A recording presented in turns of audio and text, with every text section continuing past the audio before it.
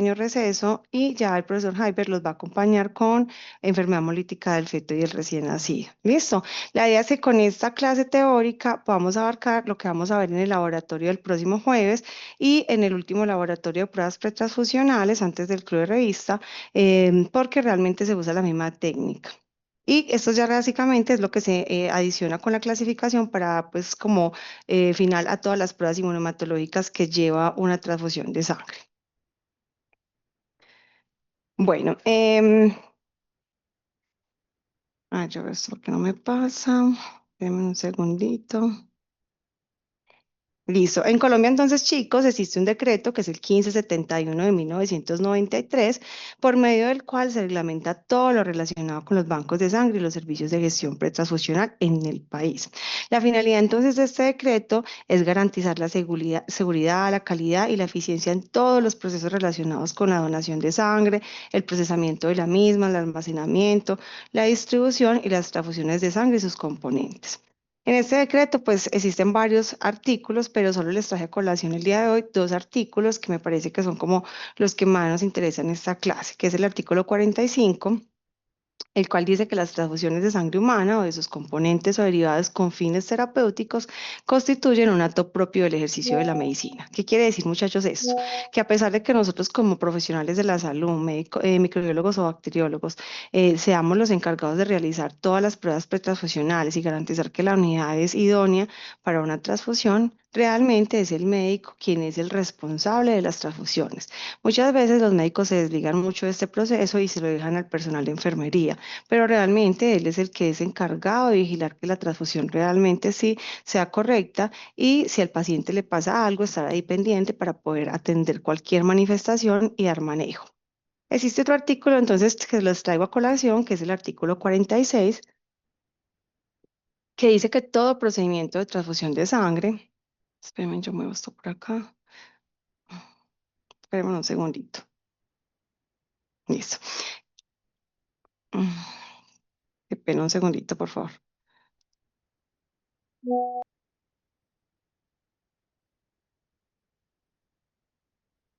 ¿Cómo quito esto?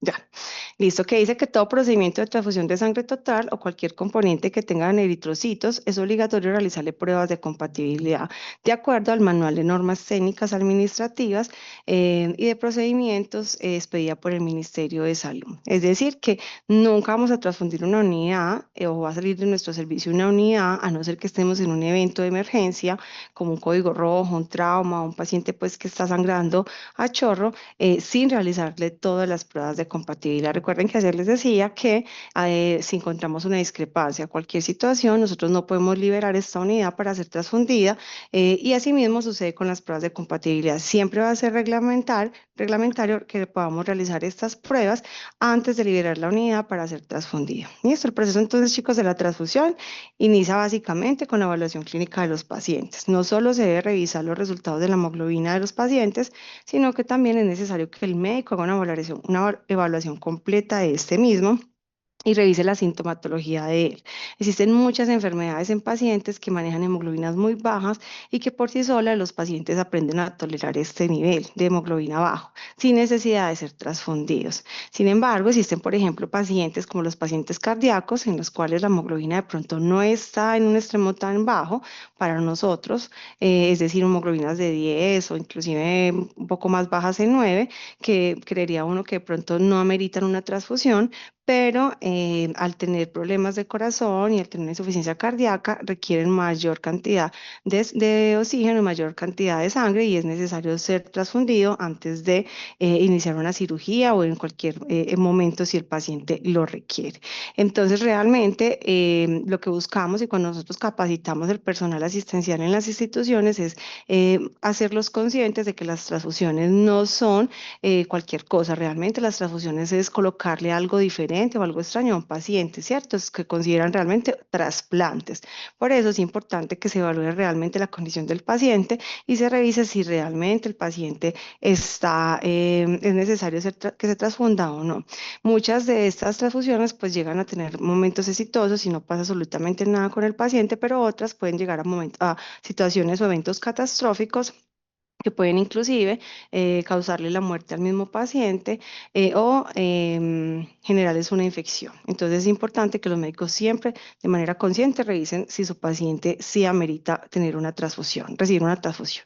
El médico entonces es responsable de informarle al paciente y al acompañante el motivo por el cual desea realizarle la transfusión, explicarle los posibles riesgos, beneficios y alternativas, hacerles firmar un consentimiento informado o si se transfunde de manera urgente, debe de quedar una nota clínica en la historia que diga el motivo por el cual no se realizó esta firma del consentimiento informado y realizar una orden física o digital al servicio transfusional.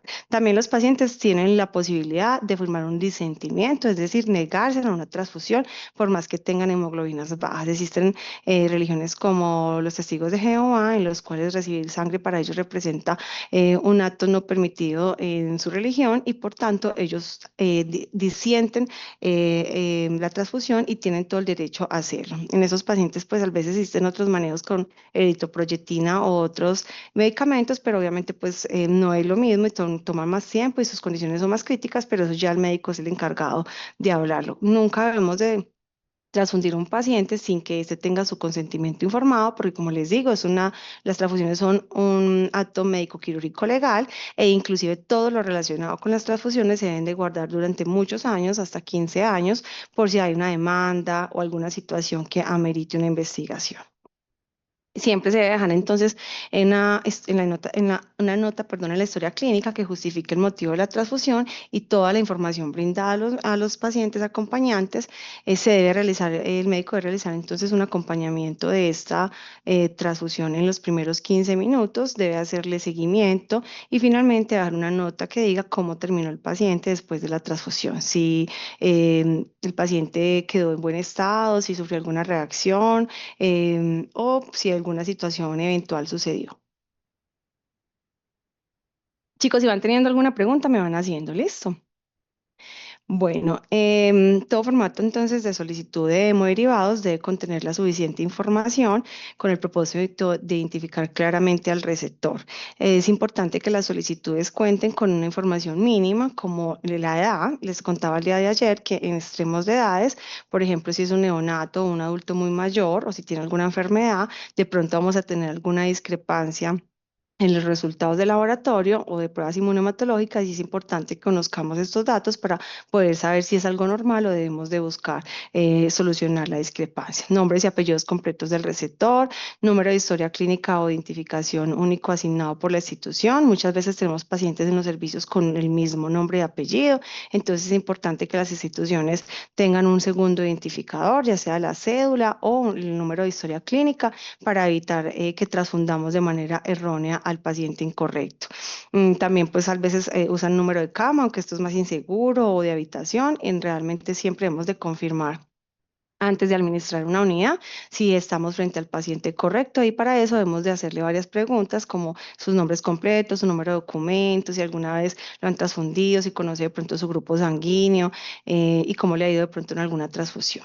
Si el médico desea que los componentes tengan alguna modificación como una leucorreducción, de pronto algunos de ustedes vieron en el hemocentro que estas unidades eran pobres en leucocitos, pero que adicional a esto también podían pasar por un segundo filtro el cual elimina como el 99% de de los leucocitos y esto se usa mucho en pacientes que están inmunosuprimidos, en pacientes que están en quimioterapias. También si el médico considera que es necesario, por ejemplo, que las unidades estén irradiadas, porque ahí tengo un perro vecino, perdón, no sé si lo escuchan, qué pena. Bueno, si las unidades de pronto necesitan que sean irradiadas, muchas veces estos procesos de irradiación se hacen en pacientes que son candidatos a trasplantes de médula ósea para cuidarlos y evitar que nos haga una reacción llamada reacción adversa, una reacción que se llama enfermedad hemolítica, perdón, una reacción que se llama rechazo injerto contra Wesper. También debe tener la impresión diagnóstica porque muchas veces esta impresión diagnóstica también nos ayuda. Ayer también les contaba que existen enfermedades como el mieloma y que a estos pacientes les dan uno medicamento y que el medicamento algunas veces no, siempre tiene una interferencia en las pruebas del banco de sangre. Entonces eso también nos ayuda pues a guiarnos frente a qué paciente estamos. La fecha y la hora de la solicitud es importante porque muchas veces las solicitudes o en la mayoría de lugares las atendemos como una solicitud urgente debido a que las transfusiones son consideradas trasplantes y por tanto debemos de atenderlas de manera inmediata. Natalia me está levantando la mano, ¿cierto? Por favor, cuéntame cuál Sí, es tu duda. profe. Sí. Es que no entendí muy bien lo de la leucorreducción. Ah, bueno, nosotros en los bancos de sangre antes usábamos una sangre que era completa, que no le habíamos hecho ninguna eliminación de los leucocitos, pero hace algunos años, de pronto el profesor Jaiber les va a contar un poquito más porque él tiene más experiencia en bancos de sangre. Hace ya algunos años se comenzó a hacer un proceso de fraccionamiento de las unidades y ahí hacen que cuando se centrifugue la bolsa, de pronto se acuerdan en el hemocentro que había una centrífuga grande donde se metían las bolsas de sangre, cuando se centrifuga esta bolsa somos capaces de separarle parte del boficoa y ahí se va parte de los leucocitos. Entonces nuestras unidades quedan con un sello que dice pobres en leucocitos. Sin embargo, les queda todavía un remanente de leucocitos que pueden generar reacciones transfusionales como fiebres y para evitar que en pacientes que están muy inmunosuprimidos, que están en quimios y que por la quimio ya no tienen casi leucocitos, que haya una reacción o que el paciente rechace la unidad, se les pasa se pasa esta unidad a través de un segundo filtro. Es un instrumento que nos, un instrumento, no, un equipo que nos venden en unas casas comerciales y tienen como unos, sí, como un filtro, es una malla, y ahí se van a quedar los leucocitos y la unidad va a estar casi exenta de cualquier leucocito y de esta manera se evita que hayan reacciones transfusionales. Más o menos, ¿te queda claro? Sí, profe, ya, muchísimas gracias. Listo, entonces a veces el médico pide que dice, por ejemplo, esta paciente es una materna, no tiene ningún problema, entonces a esta le colocamos un glóbulo normal o por leucocitos, pero este paciente que es inmunocomprometido, que tiene alguna situación especial, pues yo necesito que esta unidad sea filtrada, entonces así nosotros sabemos qué hacerle a la unidad. O por ejemplo, si va a ir para un trasplante, para que no haga rechazo al trasplante, entonces dice, quiero que sea irradiada. La irradiación también es que, por ejemplo, se colocan las unidades casi siempre, al menos en Antioquia, se colocan donde se irradian los pacientes y a través de un rayo que penetra la unidad, lo que hacemos es que se daña el material genético de los linfocitos y de esta manera cuando se haga la administración de esta unidad, pues no, y haya un trasplante, no va a comenzar a atacar el paciente como si fuera algo extraño. Entonces, para evitar estas situaciones, lo que hacemos es hacerle diferentes modificaciones a los componentes de acuerdo a lo que el médico nos pida que hagamos. Listo, y la evaluación que el médico pues haga de su paciente. Bueno, a ver, bueno, la solicitud de la transfusión entonces debe llegar al servicio de gestión pretransfusional con una muestra debidamente rotulada. Al menos, como ya les dije, debe tener dos datos de identificación de manera independiente que permitan realizar la confirmación de la identidad de este. Si el servicio de gestión pretransfusional, por algún motivo, al comparar los datos de marcación de la muestra con el formato que envía el médico solicitando las unidades, identifica algún error o alguna situación que pues no le cuadra o que dice aquí algo extraño, tiene toda la potestad de decir que pueden volver a tomarse la muestra al paciente para estar tranquilo. Recordemos que yo les dije que en Banco de Sangre tenemos la vida de los pacientes y es nuestra responsabilidad la vida de los pacientes. Entonces es importante que siempre estemos seguros de lo que estamos haciendo. Si de pronto no confiamos en la muestra, vemos que el rótulo no está correcto, que los nombres no están correctos, o inclusive pasa mucho que la jefe, si es la que toma en muchos lugares, las jefes de enfermería son las que toman las muestras, la jefe te dice, no, yo sí se la tomé a Peranita, pero por error le marqué el nombre de Adriana y por error le marqué el nombre de Lucía. No, ahí debemos siempre decirle que vuelve a tomar la muestra. No vamos a recibir una muestra remarcada o que la jefe nos asegure que sí era, pero que no es, pero que fue que se equivocó. No, o sea, nunca vamos a confiar en nada de eso, porque recordemos que una transfusión es supremamente delicada y podemos inclusive generarle la muerte a un paciente. ¿Listo? Las muestras de sangre entonces deben ser obtenidas idealmente con un tubo con anticoagulante. Se recomienda que las muestras de sangre para la realización de las pruebas pretransfusionales no excedan los 3 días de haberse tomado. De esta manera garantizamos entonces que la muestra refleje la inmunidad actual de los pacientes. Se dice que más o menos cada 72 horas hay un cambio o una producción de anticuerpos, entonces más o menos por eso damos ese tiempo de 3 días para que así garanticemos el estado inmune del paciente actual. Y también porque cuando hay situaciones, por ejemplo, de cirugías grandes como trasplantes de riñón, de hígado, cuando hay de pronto cirugías de corazón abierto, cualquier tipo de cirugía grande, la cantidad de componentes que debemos tener disponible en caso de que requieran son muchos. Por ejemplo, para una cirugía cardíaca podemos tener más de 20 componentes reservados para un solo paciente y también como son volúmenes tan grandes y por ejemplo en casos de pacientes RH negativos, en los bancos de sangre no tenemos tanto stock, también para que tengamos la posibilidad de cumplir con las unidades mínimas para que el paciente entre a cirugía. Las pruebas pretransfusionales, chicos, entonces se realizan para prevenir las transfusiones de sangre incompatibles que puedan llegar a generar una reacción hemolítica transfusional. Se dice entonces que las transfusiones de eritrocitos incompatibles pueden ser fatales incluso hasta el 10% de los casos.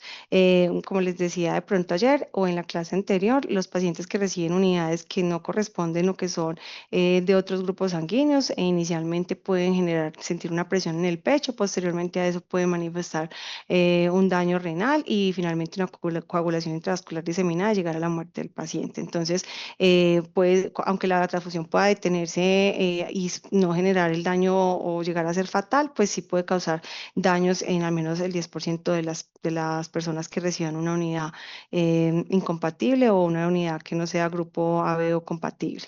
Y aunque en los países que tienen programas pues muy desarrollados, esto ha disminuido significativamente, todavía sigue siendo frecuente encontrar transfusiones que se puedan realizar de manera rara. Recordemos que somos seres humanos, que nos podemos equivocar, que nosotros mismos podemos tener muchas cosas que realizar al mismo tiempo y si de pronto nos elevamos y por error mandamos la unidad que no es, pues todavía tenemos esa posibilidad de que suceda. A pesar de que los bancos de sangre tenemos, los servicios de gestión pretransfusional tenemos demasiadas medidas para mitigar esos riesgos, pueden llegar a suceder. Bueno, el Manual de Normas Técnicas Administrativas y de Procedimientos de Banco de Sangre exige 4 pruebas realmente como obligatorias para realizar una transfusión. La primera de ellas es la determinación del grupo ABO y RH del receptor. Ayer la vimos. La siguiente, que es la que vamos a ver en esta clase, es la detección e identificación de anticuerpos irregulares. Cuando hacemos la detección de los anticuerpos y no hay nada, pues hasta ahí llegamos. Pero si llegamos a detectar algo, debemos de hacer la identificación de esto. La verificación de los grupos ABO y RH del donante, que es básicamente la que se hace en placa y la prueba de compatibilidad. Existen 2 pruebas adicionales, que es la prueba del autocontrol y la prueba de antiglobulina humana. Estas 2 pruebas no son obligatorias en el Manual de Normas Técnicas y Administrativas del Instituto Nacional de Salud, pero la mayoría de los bancos de sangre o servicios transfusionales siempre las integramos en nuestras rutinas diarias. El autocontrol nos permite ver si hay una detección temprana de anticuerpos emergentes que tengan alguna importancia clínica en los pacientes y además nos ayuda cuando realizamos la identificación de los mismos anticuerpos. Y la prueba de antiglobulina humana, ya vamos a ver que es importante para confirmar si hay enfermedad hemolítica del feto y recién nacido o cuando hay anemia hemolítica autoinmune. Ya vamos entonces a hablar, bueno, de las pruebas. De esta prueba que es la determinación del grupo A B y RH, pues no sé si quedó alguna duda después del laboratorio del día de ayer.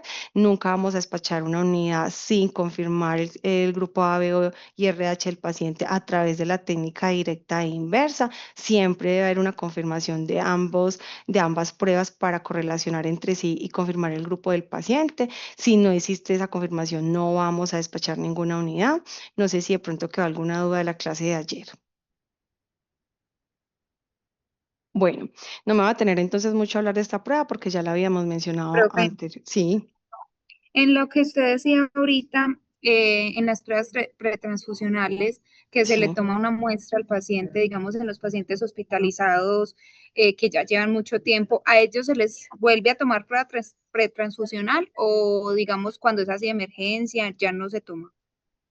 Sí, siempre, siempre la tomamos. ¿Qué hacemos mucho? La mayoría de los servicios de gestión pretransfusional están muy cerca del laboratorio, lo que les contaba ayer el profe, que es importante que integremos esta información, porque así pensemos que vamos a trabajar solo en un laboratorio normal. Muchas veces durante los fines de semana y la noche debemos de apoyar los servicios de gestión pretransfusional.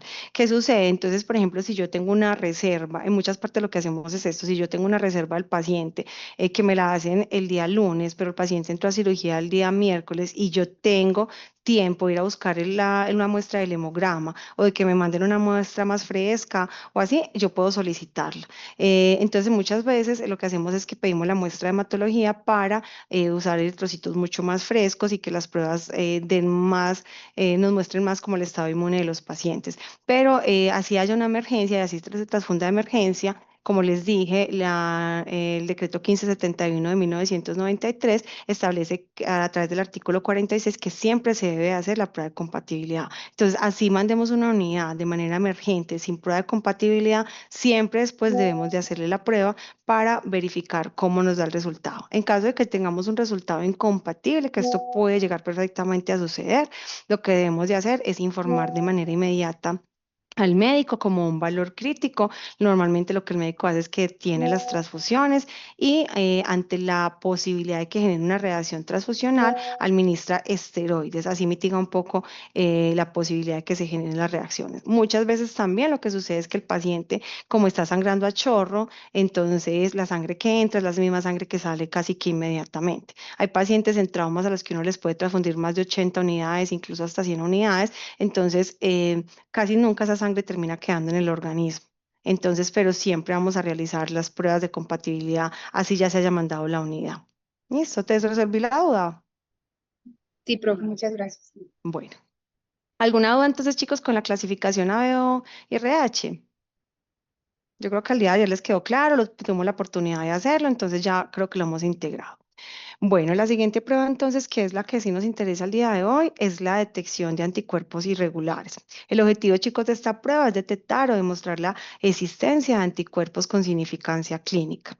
Existen entonces anticuerpos que les mostraba ayer que se producen de manera natural, como son todos los del sistema ABO, y existen otros anticuerpos, los cuales llamamos en banco de sangre o en medicina transfusional como anticuerpos irregulares o inesperados, y estos son nada más que aloanticuerpos, es decir, anticuerpos que se producen contra antígenos que el individuo no posee y que se dan como consecuencia ya sea de transfusiones previas, embarazos previos, trasplantes, inclusive abortos, que las mismas mujeres de pronto ni siquiera a veces detectan que tuvieron un aborto espontáneo.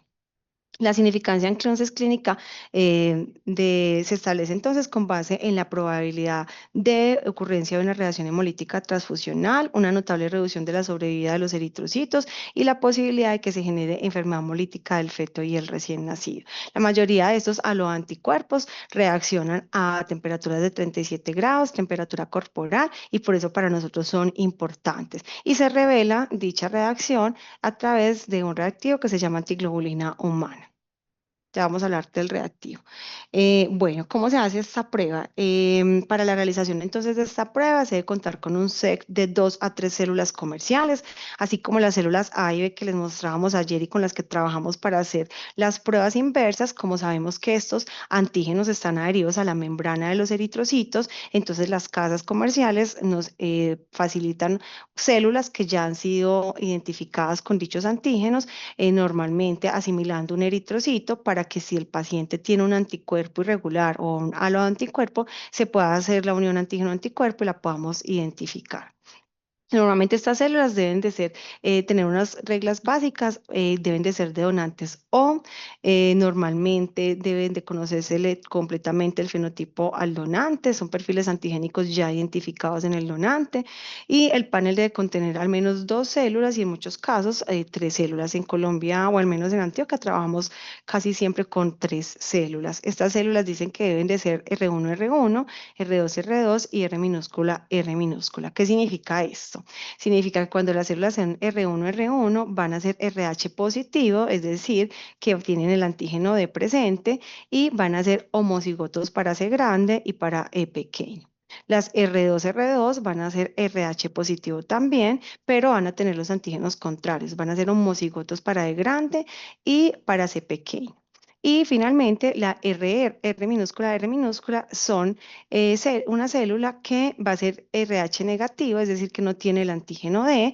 Y generalmente, como lo explicaba ayer el profe Heiber y pues yo también, normalmente el fenotipo más asociado o que comúnmente se da en los individuos de RH negativo es homocigoto para C pequeño y para E pequeño, entonces va a tener esta característica.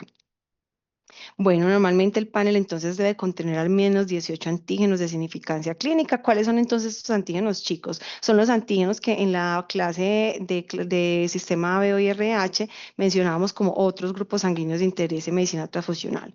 Como les he dicho, pues muchos de estos grupos sanguíneos tienen muchísimos antígenos identificados que hacen parte del sistema o grupo sanguíneo, pero no todos son importantes para nosotros. Realmente existen antígenos que se han identificado que pueden causar reacciones transfusionales, la muerte al paciente o la enfermedad hemolítica del feto y del recién nacido, y son esos antígenos los que realmente nos interesan. Entonces, mínimo de tener estos 18 antígenos. También, dependiendo de la localización, a veces se le adicionan otros antígenos de importancia local o muchas veces, ya que las casas comerciales hacen el perfil antigénico del individuo o del donante, pues identifican otros que de pronto no son tan importantes para nosotros, pero que son comunes, son antígenos públicos.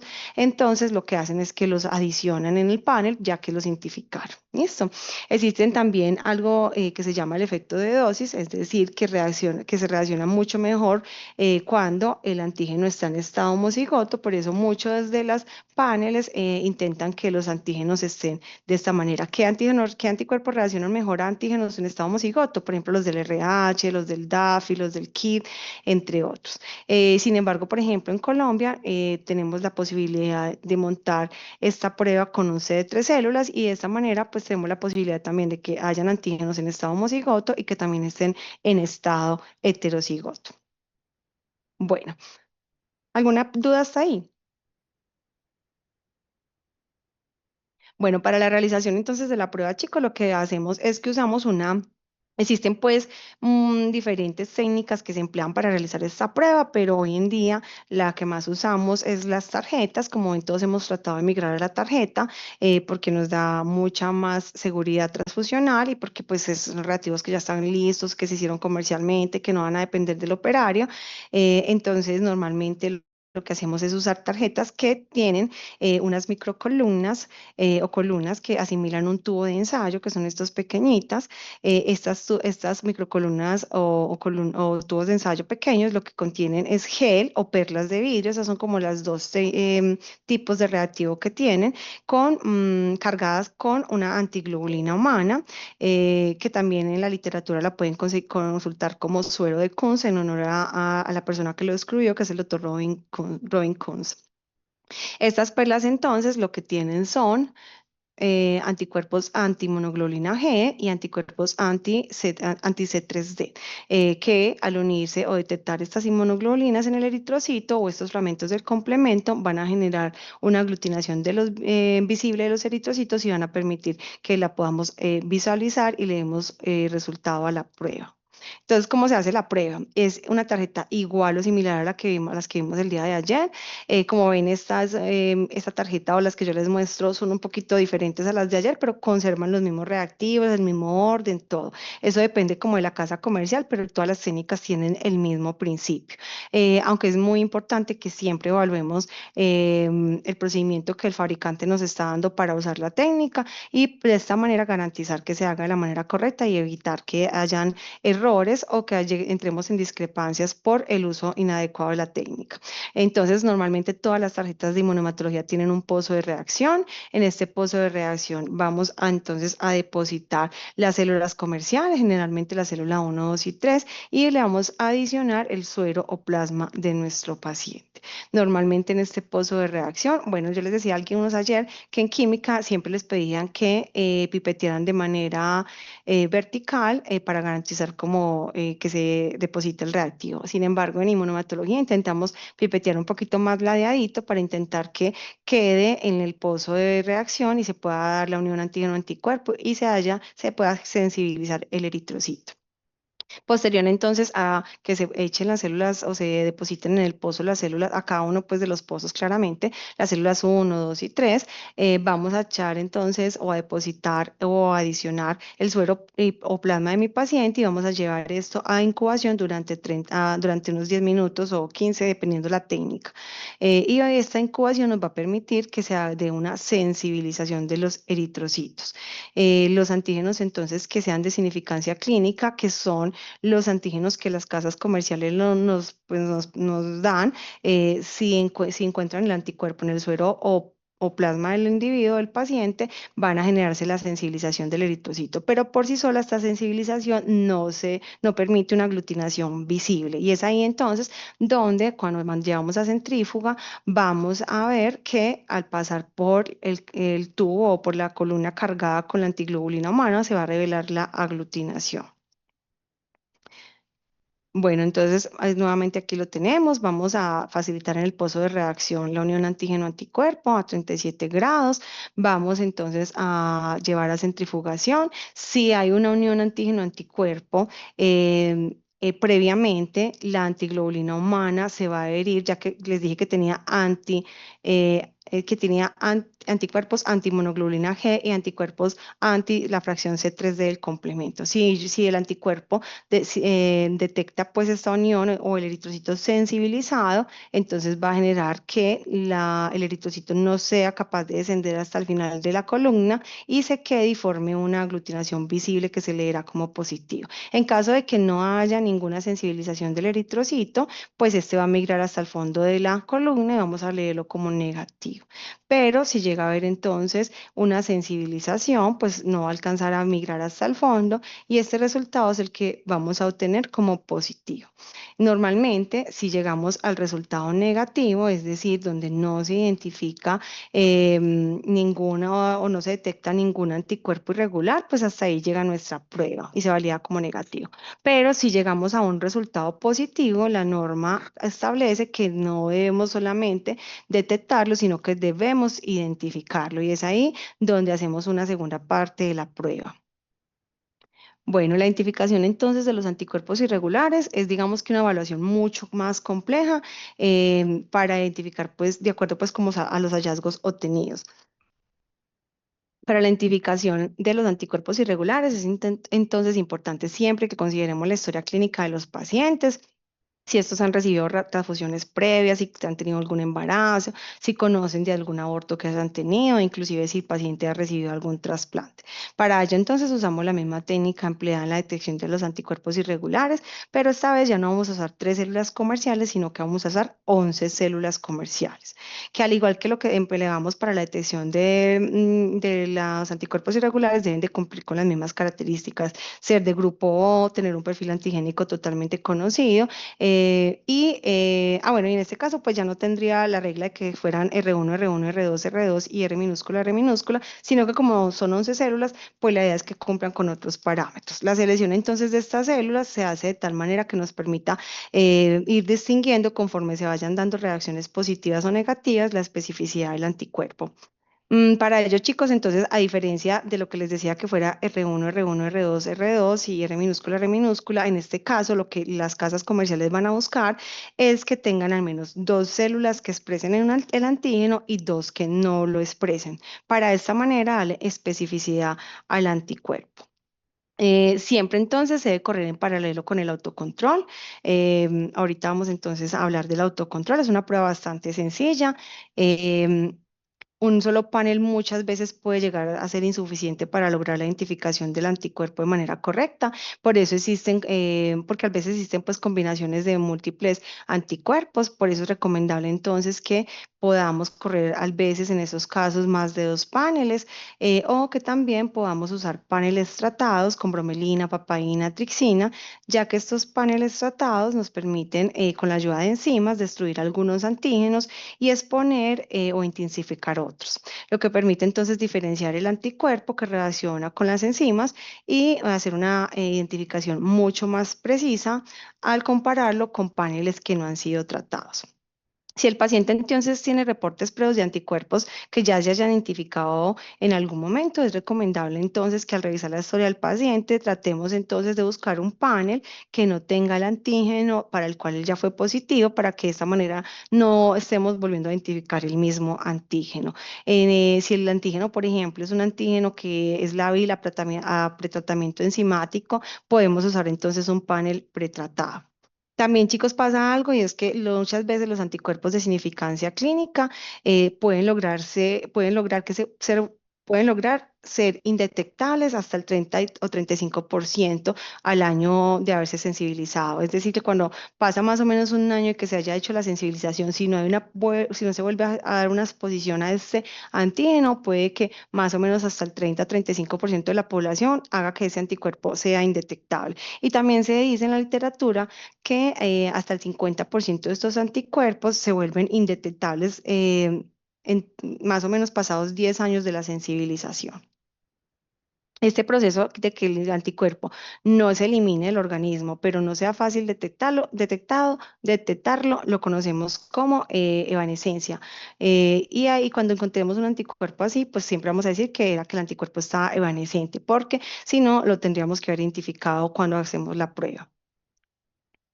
Bueno, ¿cómo se hace entonces la interpretación del panel? Ah, bueno, entonces es la misma técnica, usamos la misma tarjeta poliespecífica, todas las pruebas que vamos a realizar de aquí en adelante van a utilizar la misma tarjeta que tenga el suero de Kunz o que tenga antiglobulina humana.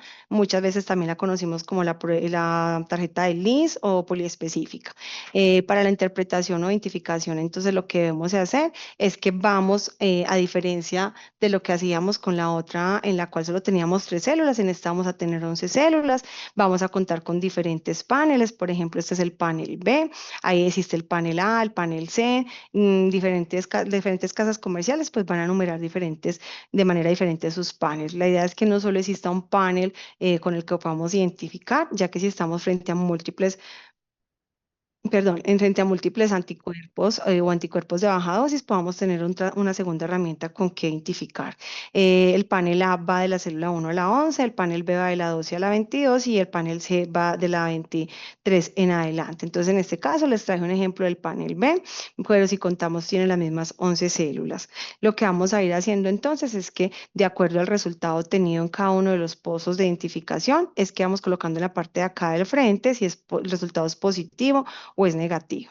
Vemos acá, bueno, la mayoría de los paneles entonces van a traer de un color diferente los antígenos que si los exponemos a bromeína, papaína o cualquier tricina o cualquier enzima se destruyen. De esta manera entonces si yo tratara este panel con una enzima, cuando corro la muestra del paciente o cuando hago la prueba, ya voy a saber que estos antígenos no van a estar presentes y que no es posible que me dé como resultado alguno de estos porque se destruyeron.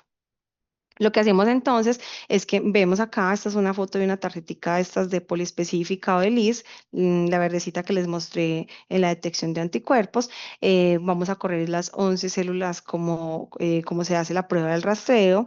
De la misma manera, vamos a depositar en el pozo de la dilución la célula comercial más el suero plasma del paciente. Vamos a incubar a 37 grados, vamos a llevar a centrifugación y esto nos va a revelar la aglutinación. Adicional a colocarle el resultado si es positivo o negativo, es importante que siempre revisemos el patrón de reactividad que nos está dando el resultado y analizar si la reactividad son uniforme, es específica o quizás sea fuerte y variable. Ya les voy a explicar qué es eso. En el caso entonces de que digamos que la reactividad de mi prueba fue uniforme, es cuando nos dan resultados positivos con todas las células o casi todas las células. Recordemos que ahorita les acaba de decir en una diapositiva previa que una de las condiciones para los paneles de identificación es que tenga al menos 2 células positivas y 2 células negativas para cada uno de los antígenos. De esta manera garantizaríamos la especificidad del anticuerpo y poder identificarlo fácilmente. Si llegamos a tener entonces una reactividad uniforme, es decir, que nos da casi positivo en todas las células o en todas, de entrada estaríamos pensando que no estamos frente a un halo anticuerpo, sino que posiblemente estemos hablando de un autoanticuerpo. En ese caso es donde es importante adicionarle una prueba más, que es el autocontrol, para ver si es positivo. Si el autocontrol, por ejemplo, nos da un resultado positivo, yo voy a decir que posiblemente estemos hablando de un autoanticuerpo y no de un haloanticuerpo. En el caso de que sea un haloanticuerpo, siempre el autocontrol nos debería dar negativo. Para confirmar entonces si estamos frente a un autoanticuerpo, es importante pruebas adicionales como la prueba antiglobulina directa o CUNS. Y si esta prueba nos da positivo, pues esto nos confirmaría que podríamos estar hablando de una anemia hemolítica autoinmune, una enfermedad hemolítica del feto del recién nacido, que son básicamente pues como los resultados o los hallazgos que más se ven con un resultado así. Si la reactividad es específica, en este caso, esta que tenemos acá es una reactividad específica, es decir, da con unas células negativa, con otras da positiva, vuelve y da negativo. Esto es una reactividad específica, esto significa que estamos frente a un halo anticuerpo y que nos está dando una especificidad clara. Cuando miramos el resultado del autocontrol, como les digo, siempre nos debería dar un resultado negativo. Si los resultados son 4 o 3 cruces, son resultados muy similares, entonces no nos tendremos que preocupar. Siempre diríamos que este sería un patrón específico. Pero existe entonces otro tipo de reactividad, que es cuando la reactividad es fuerte y variable, y esto significa que durante todas las 11 células podemos encontrar resultados de 0,5 cruces, 4 cruces, 2 cruces, 3 cruces, que sea totalmente variado. Y esto nos indica que posiblemente no estamos frente a un único anticuerpo irregular o anticuerpo, sino que podemos estar frente a múltiples anticuerpos, anticuerpos de baja incidencia, o que tenemos un autoanticuerpo con a un anticuerpo, o inclusive que estamos frente a anticuerpos de baja dosis. Lo recomendable entonces para este caso es que evaluemos también el autocontrol y podamos mirar si está positivo, y así mirar si tenemos realmente o la presencia de un autoanticuerpo y mirar cómo lo eliminamos para poder darle especificidad a lo anticuerpo, perdón. O podemos usar más de 2 paneles tratados, correr en simultáneo paneles tratados sin tratamiento de diferentes denominaciones, por ejemplo el A, el B, el C, o pues también en simultáneo con los enzimáticos. Em, Finalmente, entonces, cuando llegamos a identificar cuál es a lo anticuerpo que tiene mi paciente, lo ideal es que evitemos la transfusión de unidades que lo contengan. Vamos a anotar en una hojita, vamos a hacer este ejemplo, este ejercicio, vamos a anotar estos resultados para que veamos cómo se interpreta con el antigran. Ah, bueno, no les conté, esto lo conocemos como antigran. Aquí pueden ver pues el nombre.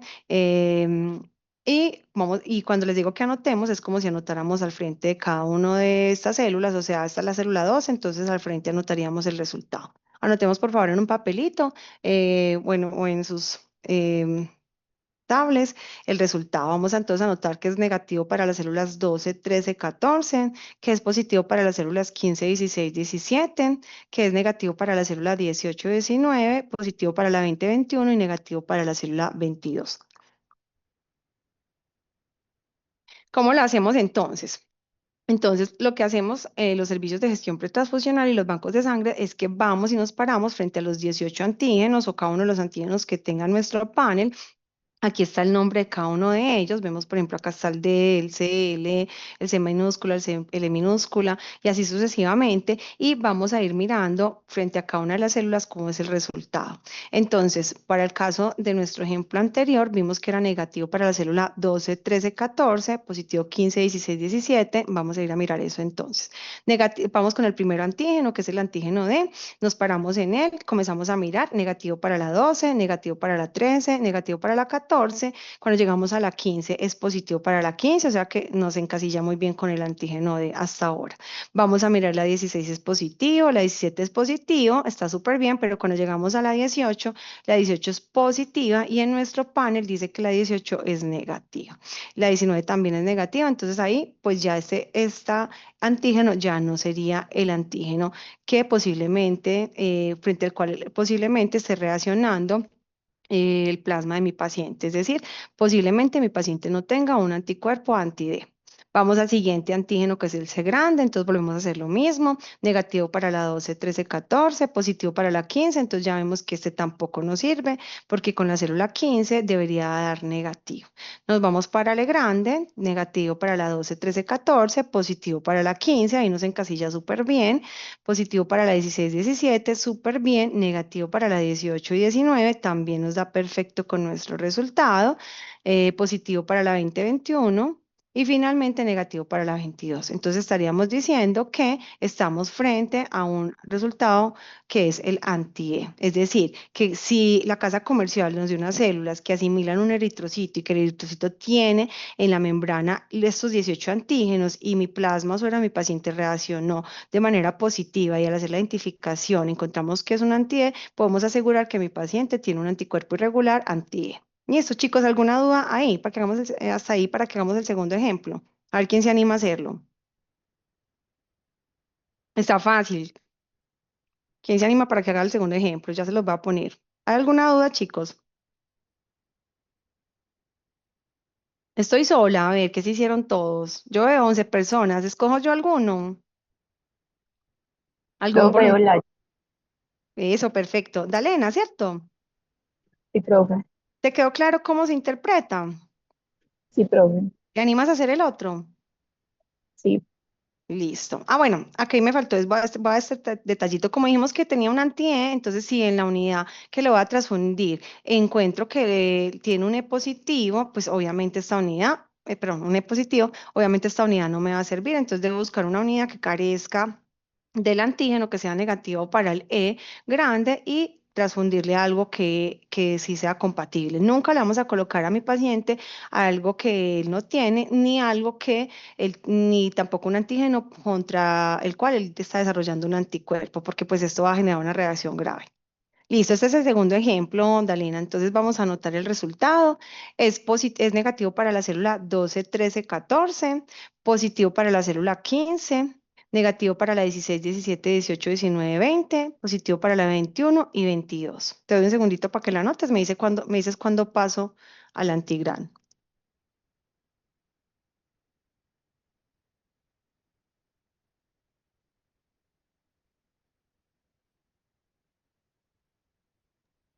Ya, profe. Listo. Cuando vamos entonces al antigrán, entonces vamos a comenzar a hacer la lectura como le hicimos ahorita. Si quieres tú, habla para que vayas explicándolo si te animas. O si ya lo sabes y lo puedes identificar ahí de manera rápida, también me dices.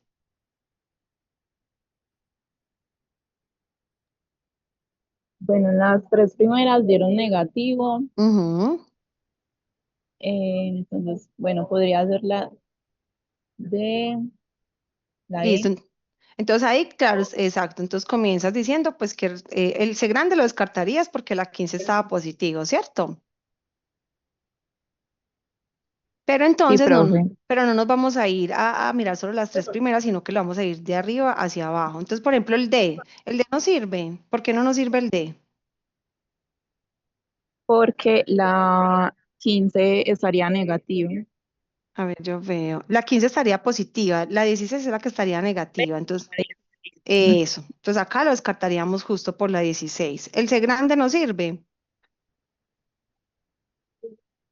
No, profe, porque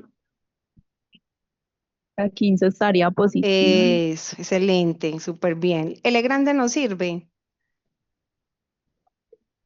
Eh, a ver. No, porque la 16 está negativa. Excelente. El C pequeño no sirve.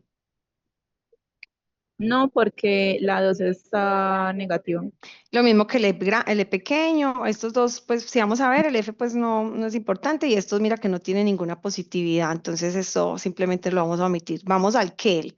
Entonces ya mira, ya miramos los antígenos de importancia del sistema RH, ahora vamos a mirar los antígenos de importancia del KEL y así sucesivamente. Vamos con el primero que es el anti-KEL. Este no sirve.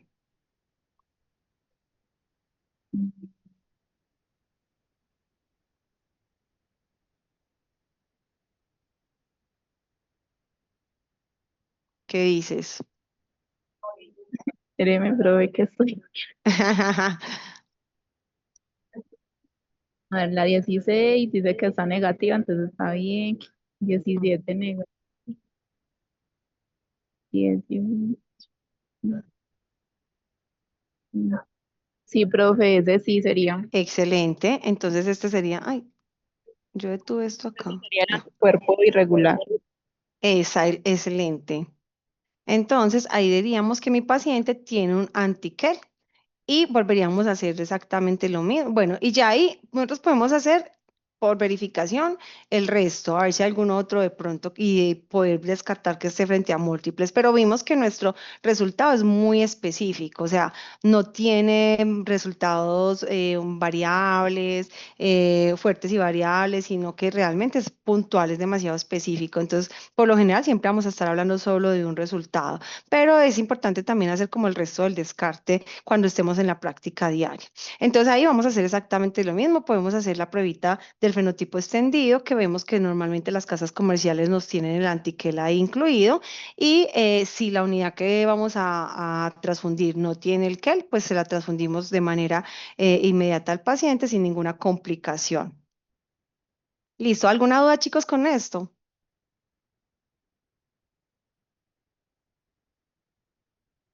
Bueno, espero que les haya quedado súper claro.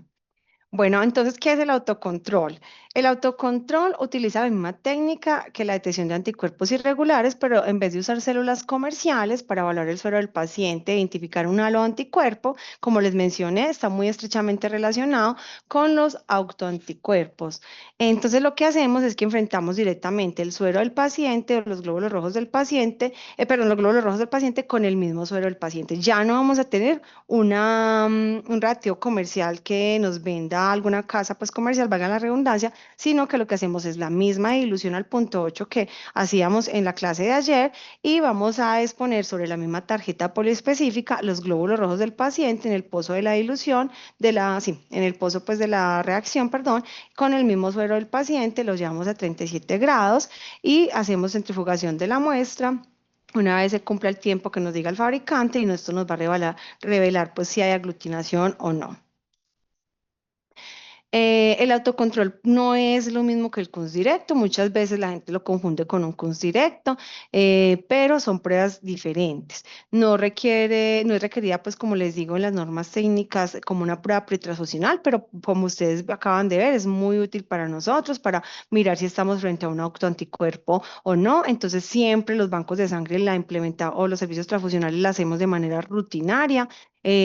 Digamos que creo que todos la hacemos, no conozco creo que nadie que no la haga, siempre la hacemos y en caso de que vayamos a tener que hacer una identificación, pues ya tendríamos ese resultado. En el caso entonces de que tengamos un resultado positivo en la detección de anticuerpos, vamos a ir a hacer la identificación. Si el resultado del autocontrol es negativo, siempre vamos a presumir que estamos frente a un halo anticuerpo, ya sea por transfusiones previas, embarazos, abortos o cualquier situación que nos pueda haber generado una sensibilización en el paciente. Si el resultado es positivo, vamos a pensar que estamos entonces frente a un autoanticuerpo o una mezcla de auto y aloanticuerpos.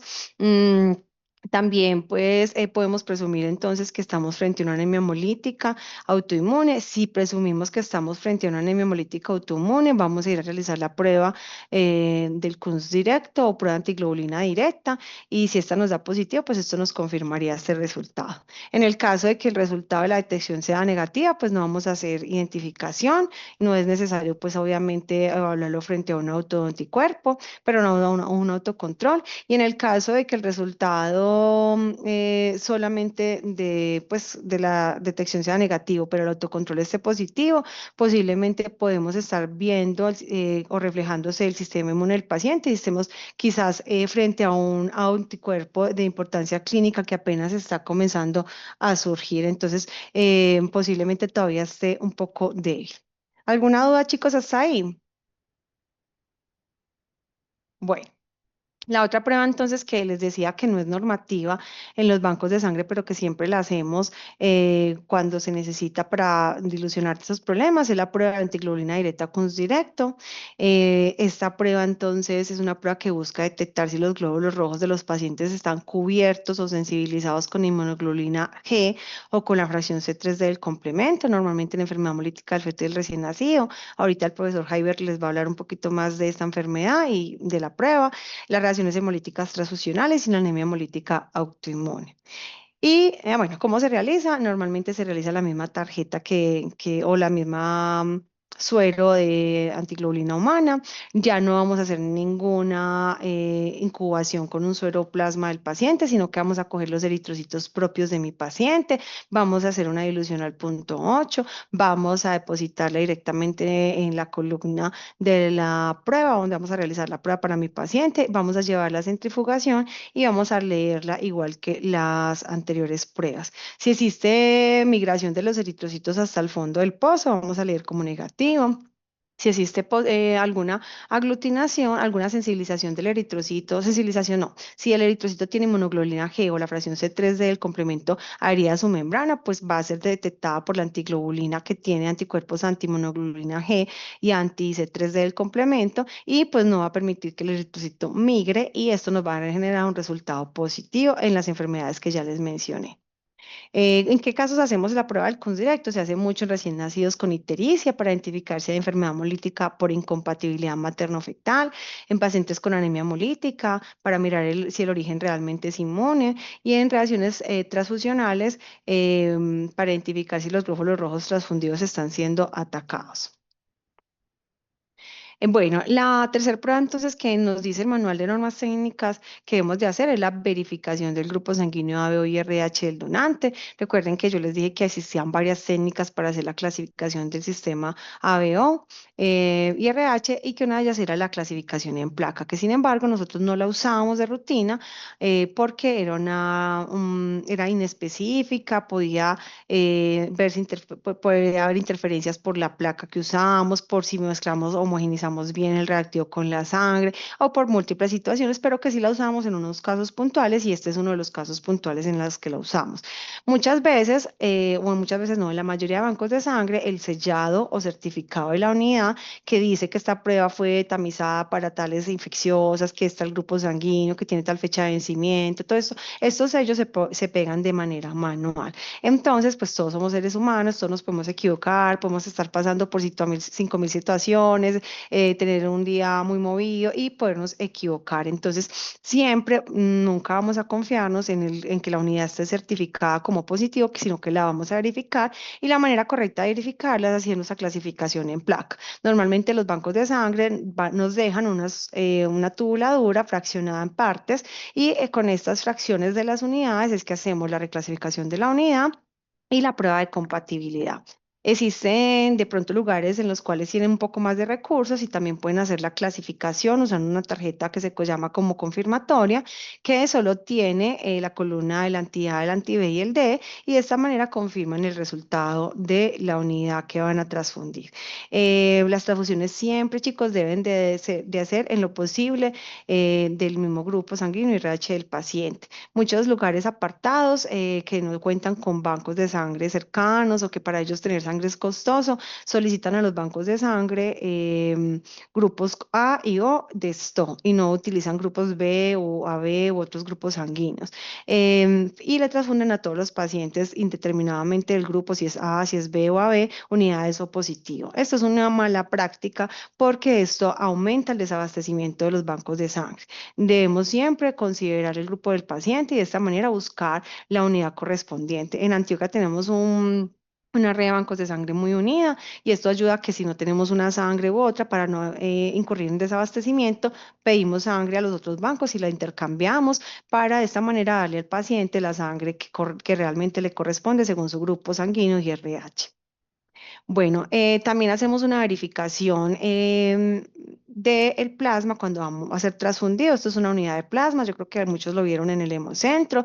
¿Cómo se haría la verificación del plasma? Ya no haríamos la parte globular como la hacemos en una placa, sino que haríamos la parte inversa como lo hacemos en tubo. Usaríamos las células comerciales A y B, usaríamos también los pilotos que traen el plasma, que no se ve pues en la imagen, pero normalmente también tiene una tubuladora que usamos para poder hacer esta prueba y se le daría de igual manera por aglutinación.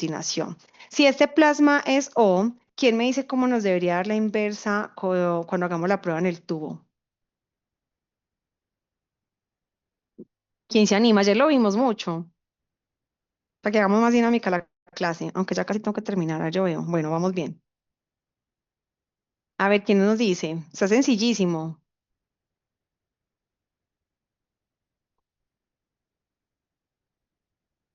O sea, ¿qué? ¿Aglutinaría o no aglutinaría? Glutinaria Liz. Exacto.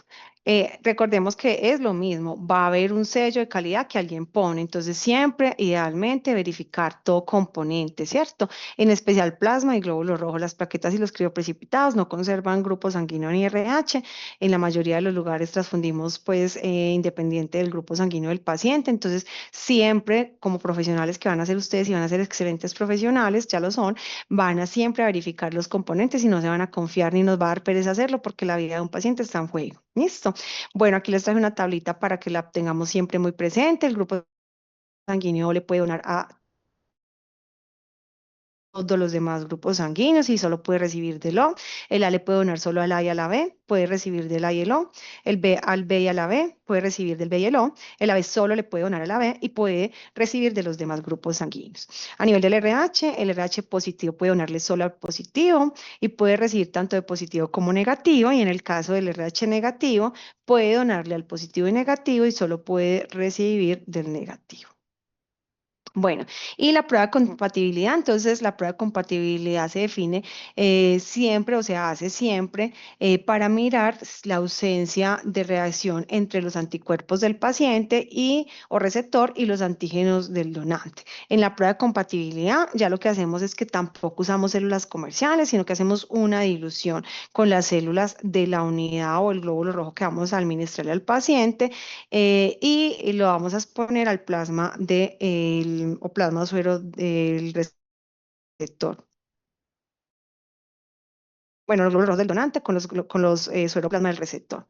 La compatibilidad de las unidades no nos indica que el glóbulo rojo del donante es idéntico antigénicamente al receptor, sino que en el momento en que realicemos la prueba no hay afectación del rendimiento de los eritrocitos o no hallamos o no identificamos que el paciente de pronto esté reaccionando contra esta unidad.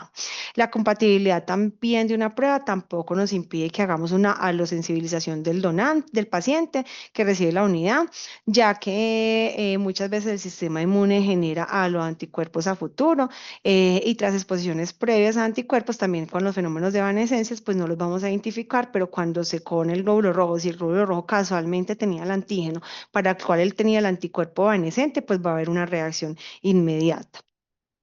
Bueno, una prueba de compatibilidad tampoco, chicos, nos evita una respuesta inmune acelerada.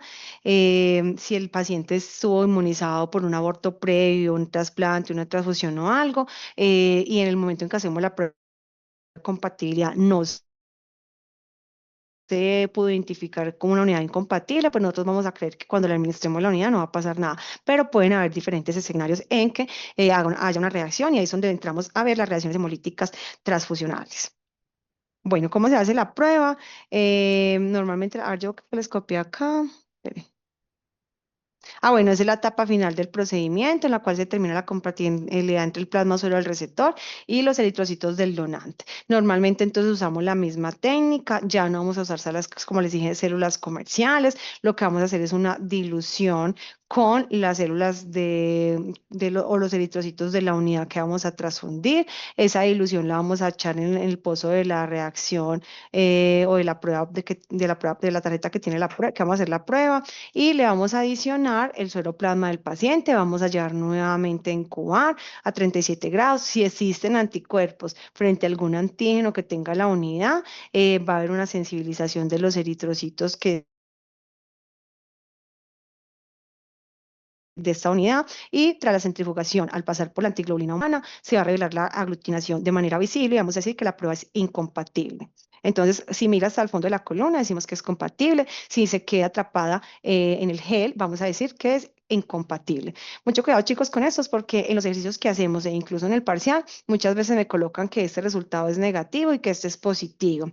Y las pruebas de compatibilidad se interpretan basadas en la compatibilidad, valga la redundancia. Entonces, si no hubo una aglutinación visible, vamos a decir que la unidad es compatible, pero si hubo una aglutinación visible, siempre vamos a interpretar esto como incompatible, no como positivo, porque positivo puede ser muchas cosas, ¿cierto? Entonces, siempre vamos a hablar en términos de compatibilidad y de incompatibilidad. La muestra pretransfusionales y los elementos de la donación, pues de la unidad que estamos usando para la transfusión, es decir, estos elementos de acá pequeños que tienen las unidades, los vamos a guardar más o menos de 13 a 14 días, de acuerdo al protocolo la institución tenga establecido, con fines pues, de verificar pruebas pretransfusionales en casos de reacciones hemolíticas agudas principalmente o tardías. En las tardías no tanto, normalmente las instituciones en promedio los guardan unos 7 días, 8, una semana, y las transfusiones y las reacciones agudas, perdón, las reacciones tardías normalmente se pueden dar hasta 28 días posterior a la transfusión. Entonces, en las tardías es un poco probable que podamos usarlas para investigar, pero normalmente se pueden usar. Listo, esto se los mencioné ahorita cuando me hacían la pregunta de si se tenía que hacer la prueba de compatibilidad, si existe un caso de emergencia, un código rojo, un trauma, cualquier situación emergente, vamos a responder enviando unas unidades que ya vimos en el hemocentro que tenemos destinadas en una parte especial de la nevera, que son los paquetes de trauma o paquetes de código rojo, son unidades que ya están previamente reclasificadas o verificados su grupo sanguíneo, en las cuales dejamos unos tubos pilotos para poder hacer las pruebas y que tenemos posibilidades de llevar de manera inmediata o en un corto tiempo para responder a la emergencia, pero no significa que vamos a omitir la prueba de compatibilidad y la vamos a realizar de manera inmediata una vez podamos entregar la unidad con la muestra que tengamos del paciente. Casi siempre en este tipo de emergencias no solo transfundimos al paciente, sino que se toman muestras para mirar hemoglobina, para mirar electrolitos, coagulación o diferentes pruebas de laboratorio y es ahí donde usamos la prueba para realizar la muestra para realizar entonces las pruebas de compatibilidad. Si llegamos, vuelvo y le repito, si llegamos a encontrar una prueba incompatible, que eso se puede dar perfectamente, porque no sabemos bien en el momento en que enviamos la unidad el estado inmune del paciente o si tenía algún anticuerpo irregular o algo, pues debemos de avisar de manera inmediata al médico para que el médico pueda darle el manejo que él considere, que casi siempre es detener la transfusión y administrar algún medicamento como los esteroides para evitar que reaccione. Bueno, chicos, ¿alguna duda frente a la parte de las pruebas pretransfusionales?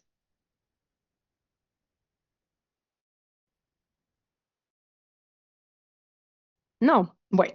Finalmente, entonces, yo les voy a hablar de un poquito de las reacciones adversas a la transfusión.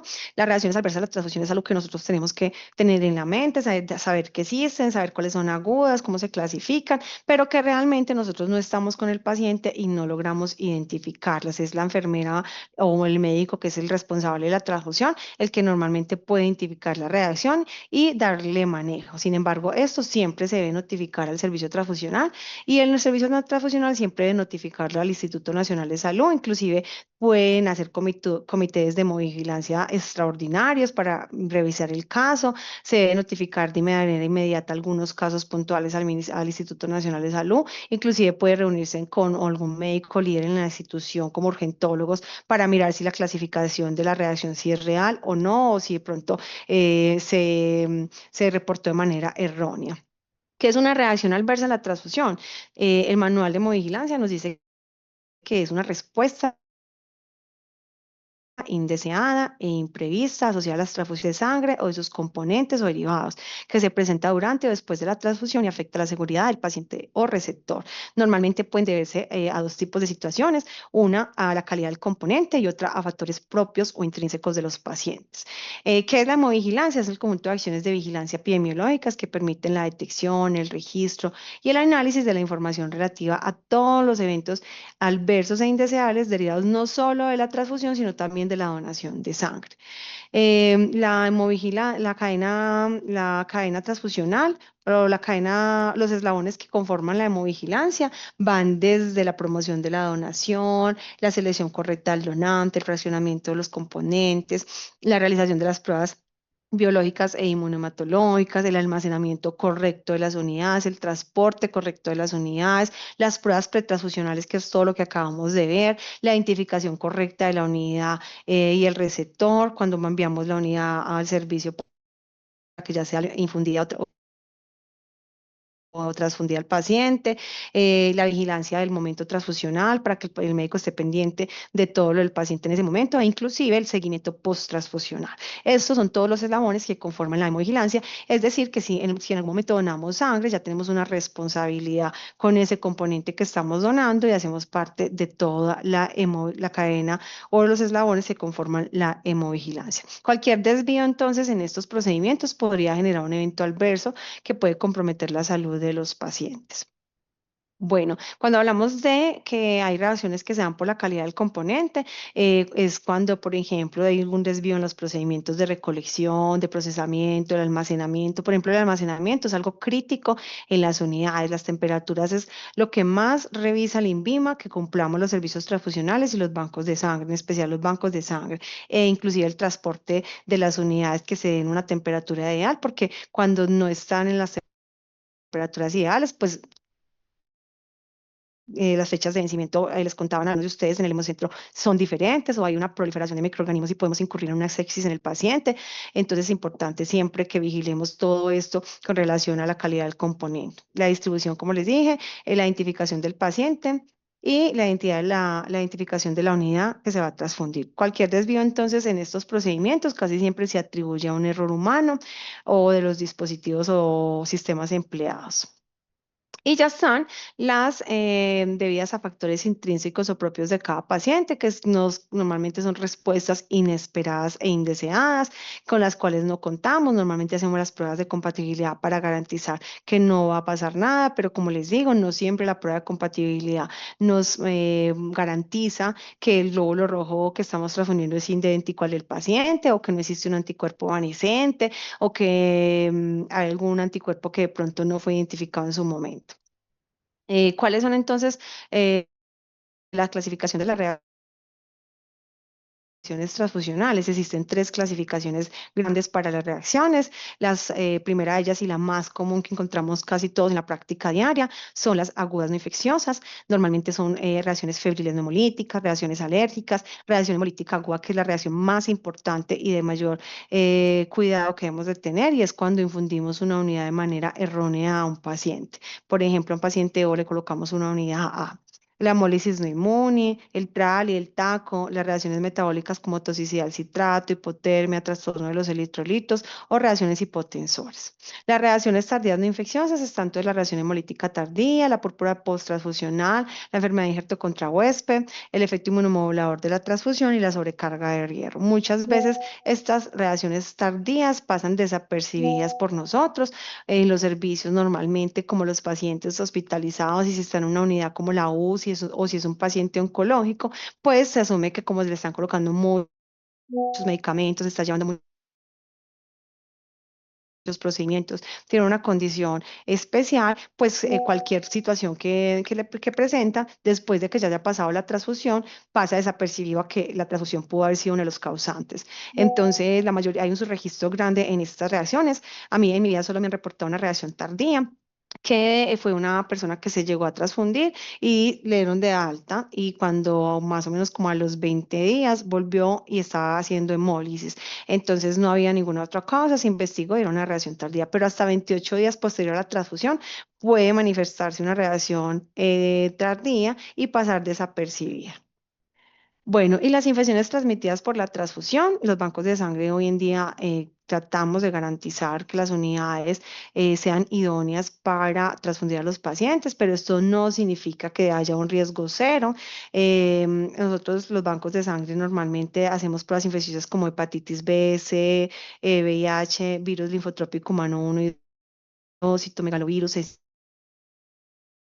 Epstein-Barr, herpes virus, parvovirus. Existen diferentes protocolos en los cuales pues se hacen diferentes pruebas infecciosas para sífilis, malaria y chagas, pero nosotros como banco de sangre también confiamos en la buena fe del donante y que la información brindada sea la correcta. Hoy en día existen unos protocolos del Instituto Nacional de Salud que nos pide implementar pruebas moleculares que acortan un poco más el periodo de ventana inmunológica. No sé si alguno sabe qué es el periodo de ventana o si lo hablaron de pronto en el hemocentro en algún grupo. Normalmente el periodo de ventana inmunológico es desde el momento en que yo tengo un acto de riesgo, sea una relación de riesgo, sea que me chocé con una aguja o cualquier, me hice un piercing, un tatuaje, hasta el momento en que una prueba de laboratorio es capaz de identificar el microorganismo.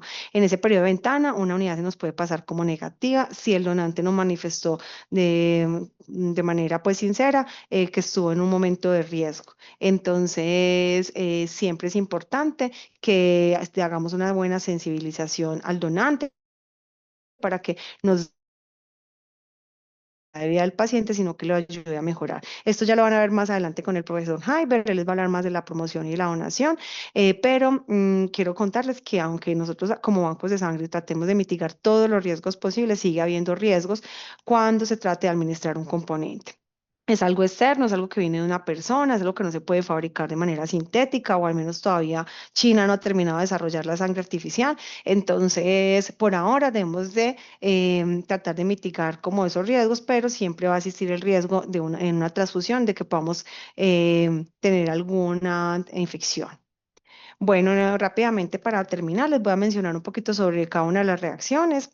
La reacción ferilhemolítica normalmente es cuando hay el incremento de la temperatura corporal en al menos 1 grado Celsius. Normalmente las jefes de enfermería antes de iniciar las transfusiones hacen medición de temperatura antes, durante y después de la transfusión. Si durante la transfusión se nota al menos el aumento en 1 grado Celsius con base a la temperatura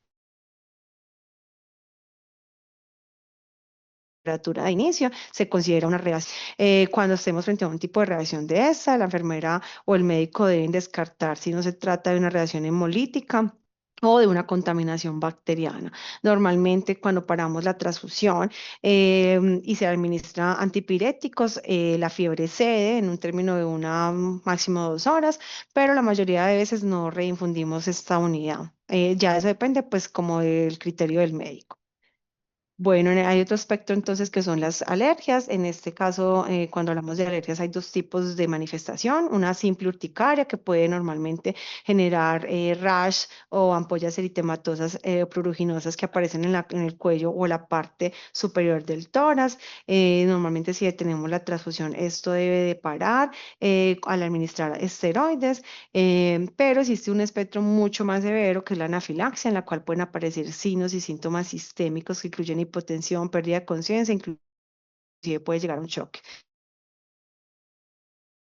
Normalmente en este caso también se debe tener la transfusión de manera inmediata y el médico debe evaluar si es necesario administrar adrenalina en dosis subcutáneas cada 10 minutos. Esto todo es manejo de médico, ¿cierto? Existen en las clínicas protocolos establecidos para cada una de las reacciones transfusionales y ver cómo se abordan y qué exámenes se deben de hacer, pero para que al menos tengan un poquito de conocimiento sobre las reacciones.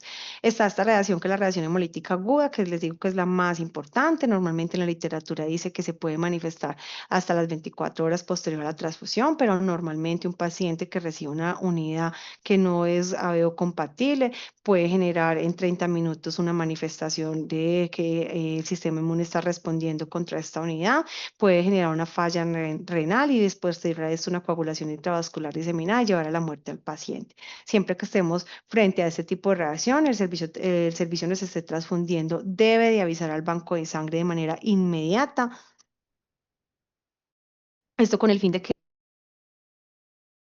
el servicio transfusional pueda verificar si no está transfundiendo de manera errónea a algún otro paciente y pueda verificar qué fue lo que sucedió. Se debe verificar entonces siempre todos los formatos, la hoja de despacho, la unidad, el nombre del paciente, toda la identificación correcta del paciente y la administración de diuréticos ayuda mucho a la eliminación del componente. Normalmente el médico debe evaluar pues si hay un gasto cardíaco, urinario, debe manejar la hipotensión y evitar pues que haya una mayor afectación del paciente. El TRALI es otra de las manifestaciones graves e inclusive puede ser mortal, que es una reacción inmunológica pulmonar aguda, que da como resultado un edema pulmonar no cardiogénico, donde hay acumulación de líquido en el pulmón sin daño cardíaco. Normalmente se puede presentar de manera inmediata y hasta 6 horas posteriores a la transfusión. Generalmente se presenta con componentes plasmáticos o plaquetas. Hoy en día es mucho menos factible que se presente con plaquetas, ya que las técnicas de aféresis disminuyen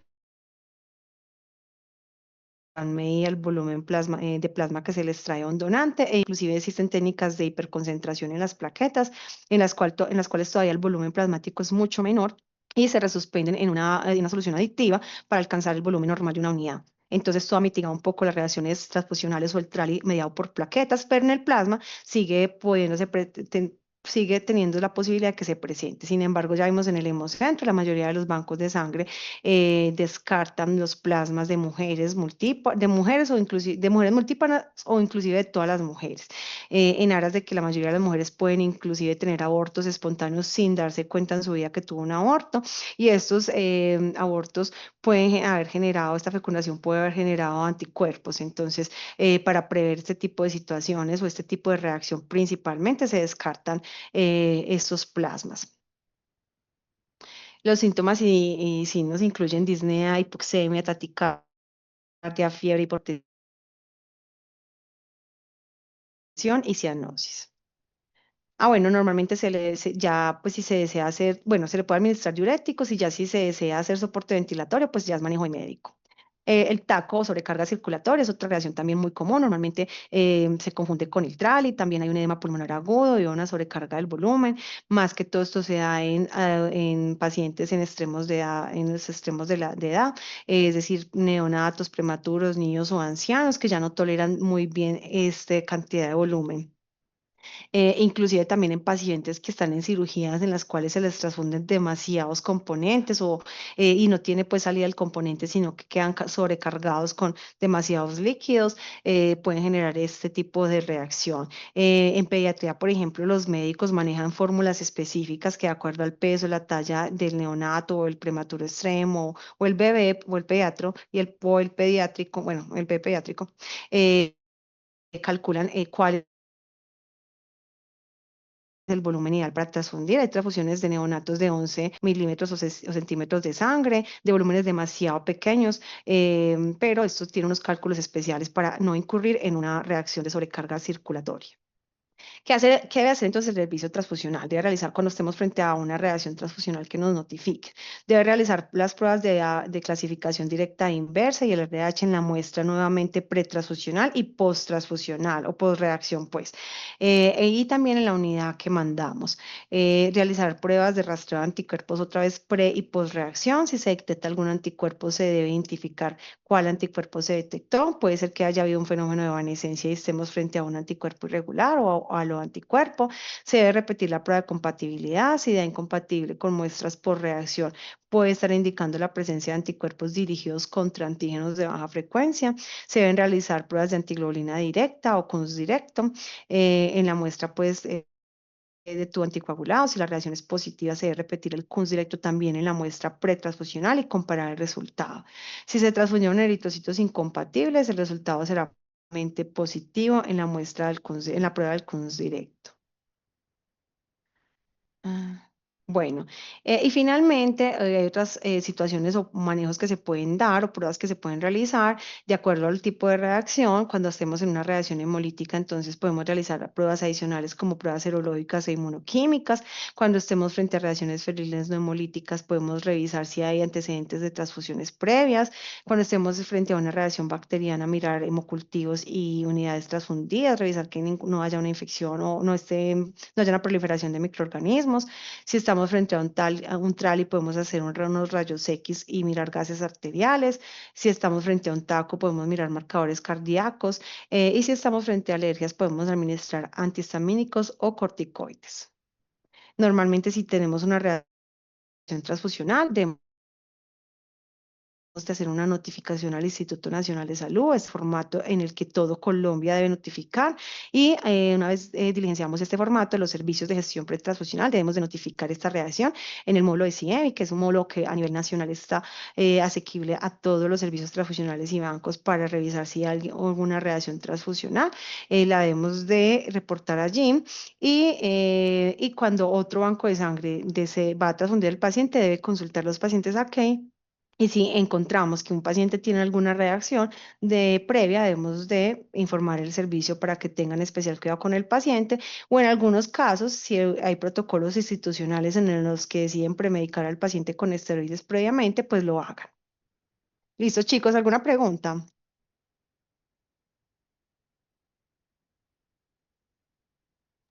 No, profe. Listo, Natalia, gracias por contestar. Javier, ¿está de pronto por acá? Hola, profe, sí ¿O estoy. se me voló? Nunca está. Sí Sí, sí estoy. Bueno, estoy. entonces no sé si les damos el espacio para el receso o les cuentas lo del club de revista para que el primer grupo que de pronto no les contamos bien también tenga clara la información del correo. Démosle el espacio para el receso para que coman algo y nos vemos en 15 minutos. Yo creo que está bien. 15 minutos, chicos, entonces son las 1:35, digamos que